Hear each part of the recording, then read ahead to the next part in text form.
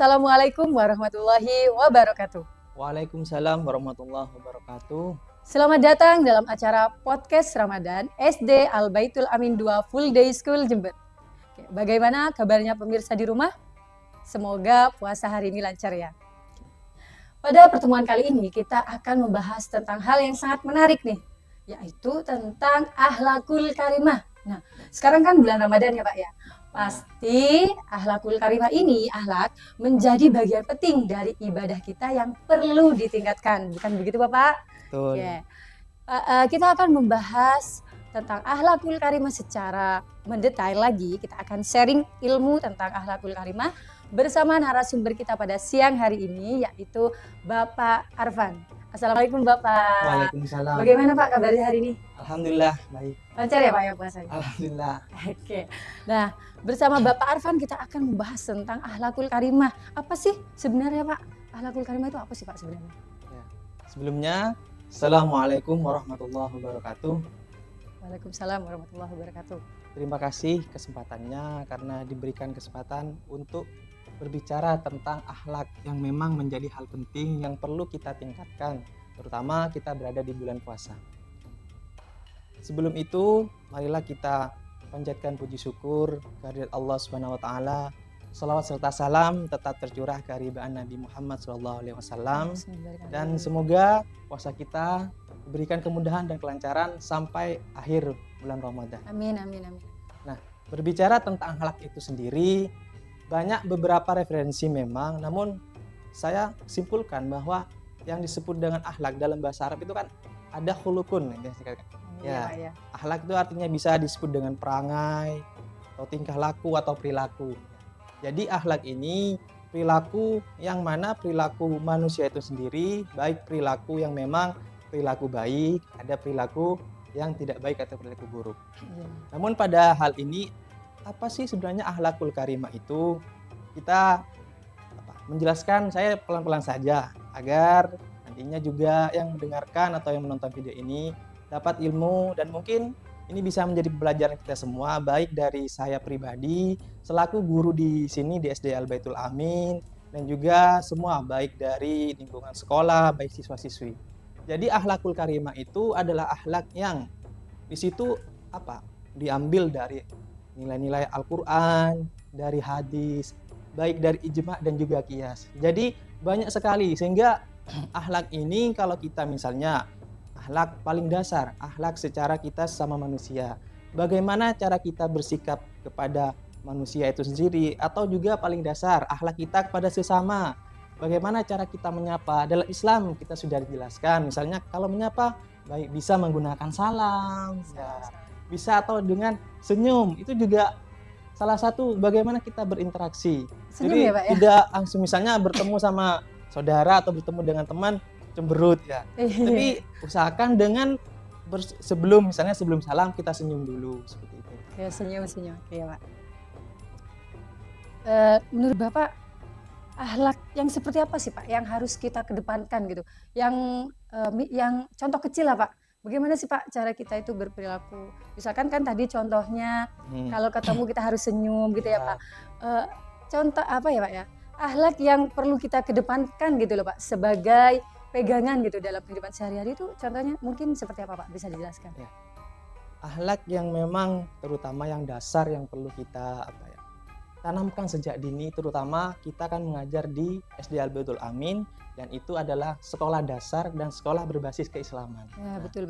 Kita harus juga tahu bahwa akhlak yang pertama mungkin kita jelaskan atau kita berikan contoh kepada anak-anak kita atau siswa-siswa kita, yaitu bagaimana cara kita menghargai terlebih dahulu.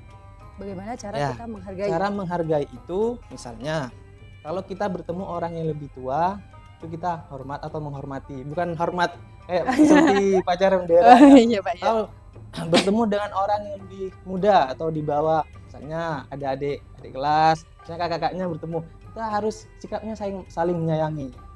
Jadi kalau kita kepada yang lebih tua itu saling menghormati, terus kalau kepada yang lebih muda kita saling menyayangi. Jadi sehingga dalam kita misalnya bertemu atau berpapasan, kalau sudah ada kita mempunyai istilahnya seorang misalnya saya bertemu dengan guru-guru yang lain, yang sudah saya sampaikan tadi, tegur, sapa, salam, senyum, itu kan kita menghargai. Misalnya kalau kita tidak menghargai, langsung jalan, diem. Itu kan sebenarnya apa ya? Sehingga orang beranggapan itu nggak punya akhlak apa gitu. Sombong. Ya, sombong dan lain-lain seperti itu. Oke, lagi ya Pak, bicara tentang akhlak, menurut Bapak ini akhlak itu sama nggak sih Pak dengan adab gitu? Kalau akhlak dengan adab itu sangkut pautnya dengan akhlak sebenarnya. Kalau misalnya akhlak itu dengan ilmu yang lebih dasar atau yang lebih dalam artian lebih didahulukan mana antara akhlak dengan adab, saya merhatikan sama ya. Oh iya Pak Ya, ya. jadi akhlak itu sangkut pautnya dengan adab. Tapi kalau dengan misalnya dengan ilmu, dengan hal-hal yang lain, itu dengan pertanyaan lebih didahulukan yang mana sebenarnya. Kalau misalnya kita dalam menjelaskan, memberikan contoh atau memberikan tauladan, lebih didahulukan yang mana sih? Nah, jadi dalam hal ini antara akhlak atau adab dengan ilmu, misalnya kita mau mendidik, ya kita pasti mendidiklah siswa-siswa kita pertama dengan adab dulu. Adab itu adalah hal yang urgent, hal yang sangat perlu dari sejak awal atau sejak dini, sehingga dalam penanaman dari sejak dini ini sudah tertanam dalam diri anak atau diri siswa kita misalnya, itu akan berdampak dengan nantinya cara memperoleh ilmu itu sendiri. Misalnya kita sendiri sudah memiliki ilmu, misalnya ilmunya sudah tinggi tapi akhlaknya atau adatnya di bawah, maka pandangan tetap anak ini misalnya sering ini, tapi tidak, artinya didahulukan akhlak terlebih dahulu. Oke, jadi kalau akhlak itu hampir sama ya Pak dengan adab, berhubungan gitu ya Pak? Berhubungan. Terus kita harus mendahulukan yang mana dulu nih Pak, adab atau ilmu? Ya, yang saya sampaikan tadi itu. Jadi didahulukan, misalnya kalau kita di dalam memberikan tauladan, memberikan sebuah contoh, kita memberikan contoh dengan gerakan kita sendiri. Kadang anak itu kan ada yang memang sifatnya dia mendengar. Jadi dia itu artinya audio visual. Iya. Atau juga visual itu sendiri. Dia ada anak yang memang dijelaskan langsung bisa. Ada anak yang memang harus melihat contohnya. Jadi pada hal ini adab itu memang hal yang harus didahulukan bukan sama-sama penting, tapi ada yang memang harus didahulukan, yaitu adab atau akhlak itu sendiri. Sehingga dalam pengajarannya atau dalam nanti pelaksanaannya kepada anak, kalau anak sudah memiliki akhlak yang sudah istilahnya dalam dirinya itu sudah tertata, artinya sudah seken lah bahasanya ya. Jadi dalam menuntut ilmu itu nanti disesuaikan dengan akhlak. Jadi tidak hanya dia itu misalnya dia mencari ilmu atau belajar tapi tidak mendahulukan akhlaknya, itu juga tidak dipelajari. Karena gini ya, dalam Rasulullah itu sendiri cerita ataupun di dalam hadis yang sudah, contohnya dalam hadis riwayat Al-Baihaqi, innama bu'istu liutammima makarimal akhlak, itu sudah Nabi sendiri. Itu kapan itu hadis tersebut? Itu sudah jauh pada saat Nabi, dan sampai saat ini masih relevan. Kenapa harus menyempurnakan akhlak? Karena memang akhlak itu sesuatu yang memang sangat urgent. Contohnya kalau kita sudah berpegang dengan nilai-nilai Al-Quran, nilai-nilai hadis, di situ banyak contoh-contoh seperti sifat-sifat Nabi. Ada berapa? Misalnya anak-anak kan kadang ingat apa enggak sifat Nabi? Ada Siddiq, Amanah, Fatona. Nah, ini sebenarnya juga dasar juga. Misalnya bagaimana mengajarkan nilai kejujuran. Nilai kejujuran misalnya kita bisa mengajarkan dengan langsung, misalnya dijelaskan. Tapi ada anak juga yang harus bisa melihat. Dicontohkanlah misalnya dari kita atau dari gurunya, nilai kejujuran itu seperti ini nak, seperti itu, dan banyak sekali. Sehingga dari banyaknya ini, maka penerapan akhlak itu harus juga didahulukan, sehingga penerapan ilmu itu nanti dapat ikut. Seperti itu. Jadi akhlak itu berada di kedudukan tertinggi ya Bapak ya? Oke. Bicara lingkungan kita nih Pak, menurut Bapak bagaimana sih Pak perkembangan akhlak siswa-siswi kita pada era saat inilah? Ya. Apakah sudah termasuk sudah berperilaku dengan baik atau bagaimana Bapak? Dari yang saya lihat, terutama siswa-siswi Al Baitul Amin Jember, ada yang memang beberapa dari siswa yang memang terutama kesadaran. Ini yang juga paling penting. Kesadaran. Bagaimana nilai kesadaran ini harus ditanamkan? Contoh paling dasar, kita mau sholat ya. Kalau anak-anak sadar misalnya, itu langsung turun, langsung ambil wudhu, naik ke musola. Ada juga masih siswa beberapa yang perlu ditegur, ayo nak turun, ayo untuk sholat.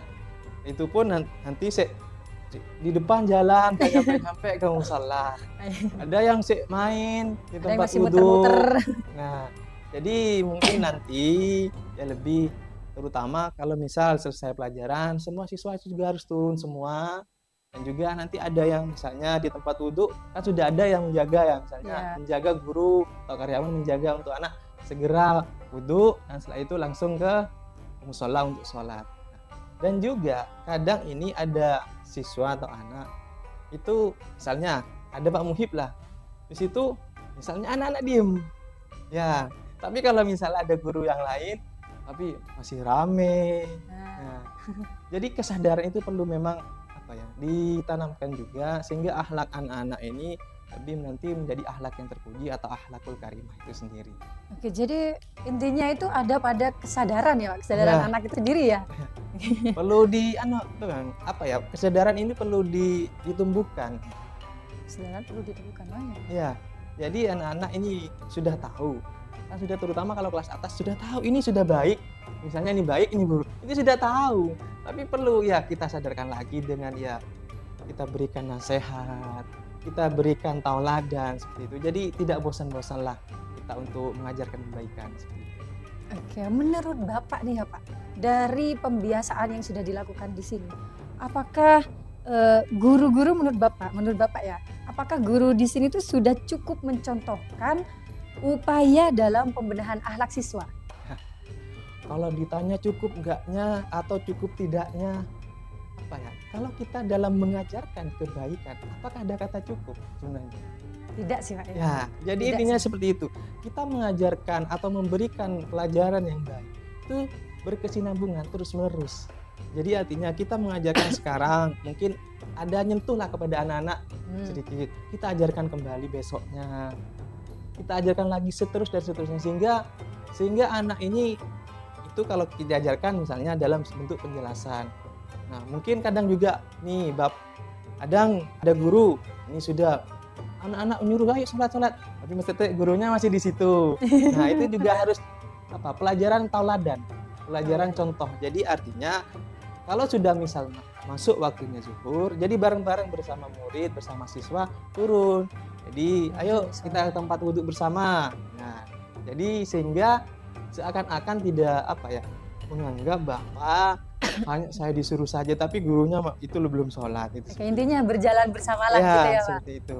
Ya, jadi tauladan itu juga butuh ya Pak ya. Contoh harus. Itu sangat penting. Nah, tidak mungkin kan anaknya disuruh jalan sendirian, gurunya diam gitu ya. Jadi harus jalan bersama gitu ya Pak. Iya, harus seperti itu. Oke. Berbicara tentang akhlak sekarang itu banyak banget Pak kasus yang namanya bullying.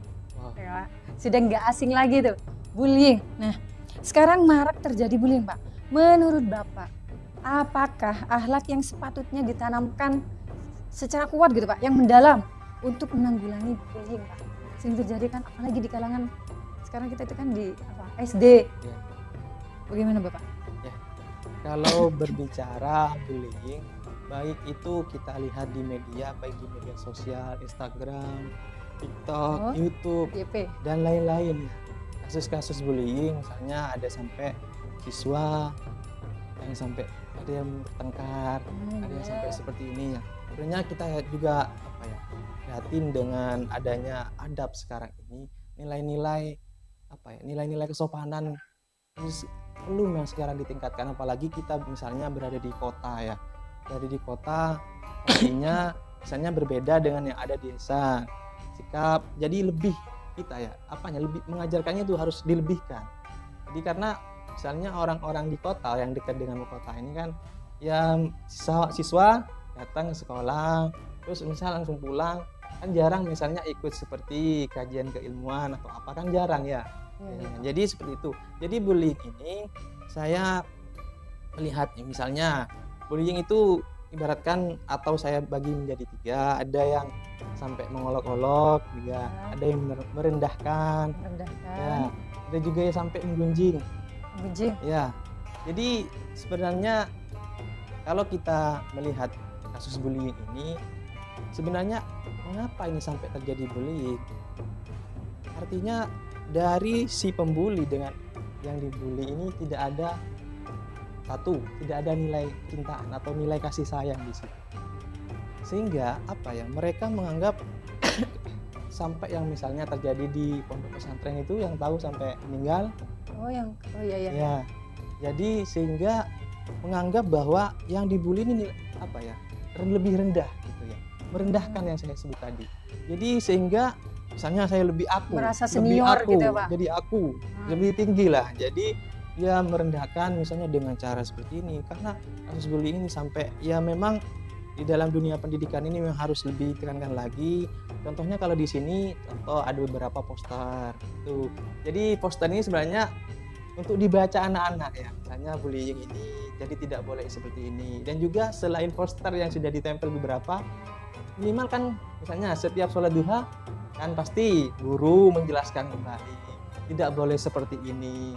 Ini kita tidak boleh bosan untuk menjelaskan ke anak-anak, karena secara terus-menerus kadang anak yang memang pada saat itu misalnya hari ini dia moodnya bagus, jadi mendengarkan orang yang menjelaskan di depan atau gurunya sampai kepada dia, tapi kadang pada hari berikutnya moodnya nggak bagus, jadi mendengarkan ya sambil ngobrol dengan temennya, dibuat mainan, kan kadang seperti itu ya. Kalau misalnya ada guru menjelaskan, kalau ada kadang anak kalau sudah kumpul banyak dijelaskan guru misalnya terkait bullying di sekolah, terkait adab di sekolah, ada yang memang menjelaskan biasanya baris paling depan.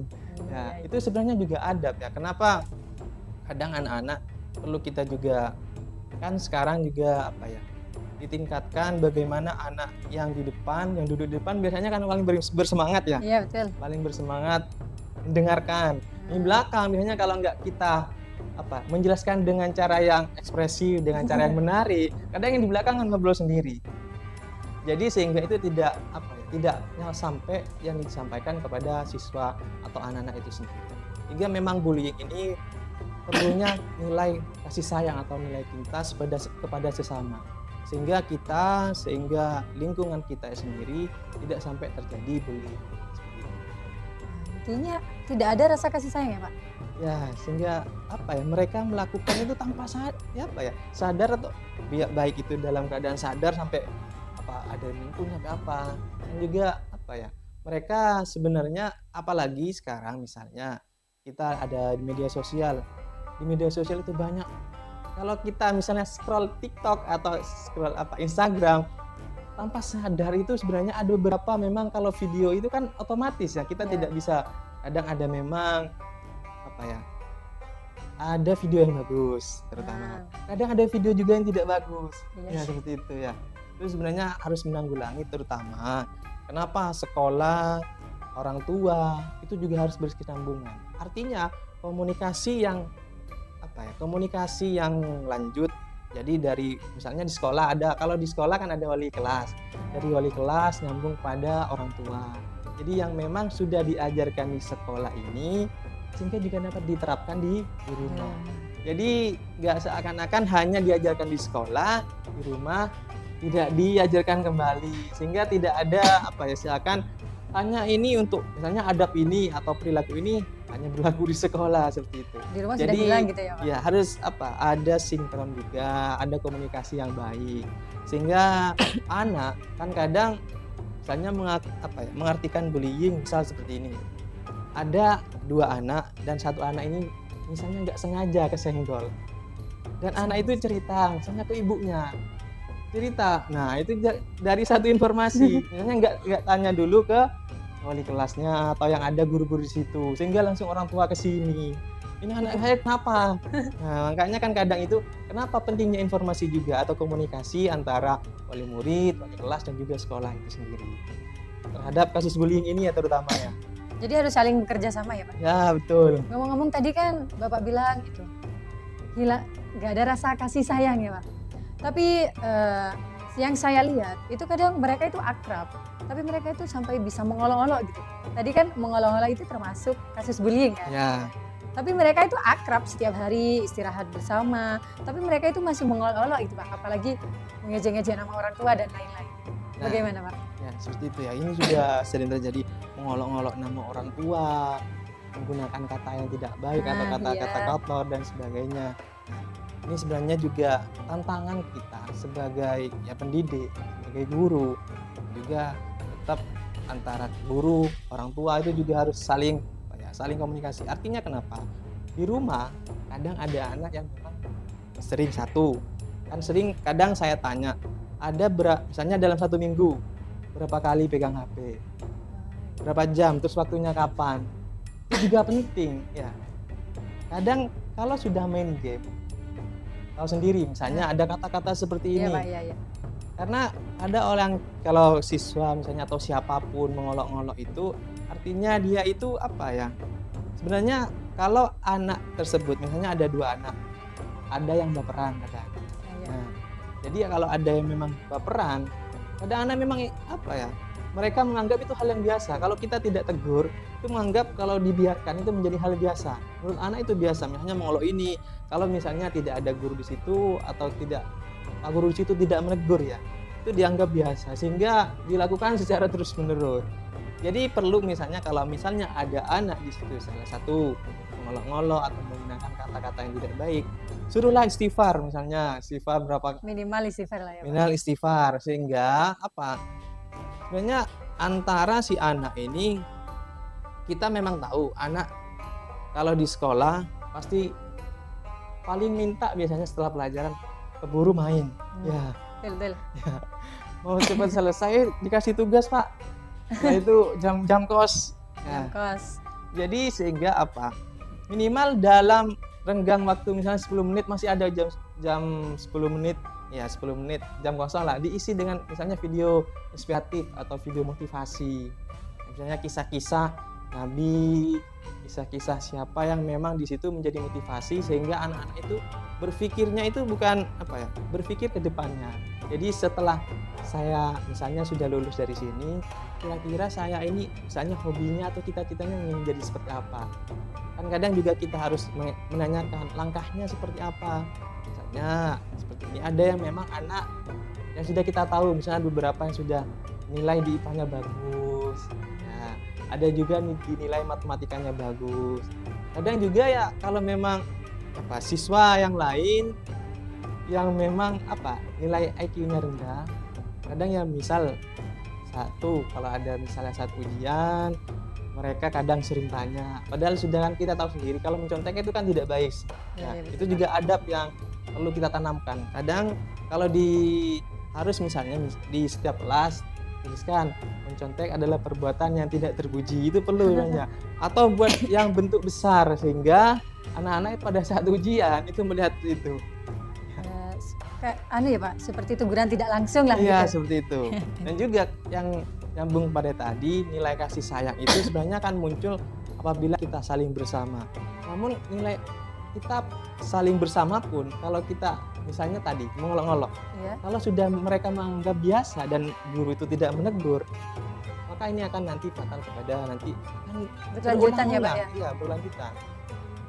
Mereka yang anggap biasa jalan bareng, kadang jalan bareng ya mereka sering ngolok-ngolok gini, tapi kalau kita sudah misalnya di situ, kita harus menegurnya karena itu sesuatu yang tidak terpuji atau tidak bagus. Oke, terima kasih Bapak. Nah, kita sudah sharing-sharing ilmu bersama narasumber kita ini. Mungkin ada sepatah dua kata pesan Pak yang ingin disampaikan. Ya. Di sini mungkin pesan yang akan saya sampaikan terutama bagi siswa-siswi SD Al-Baitul Amin 02 Jember, baik yang sekarang juga menonton video ini, semoga pertama kita masih diberikan kebaikan dalam menjalankan ibadah puasa, dan juga semoga kita diberikan hidayah.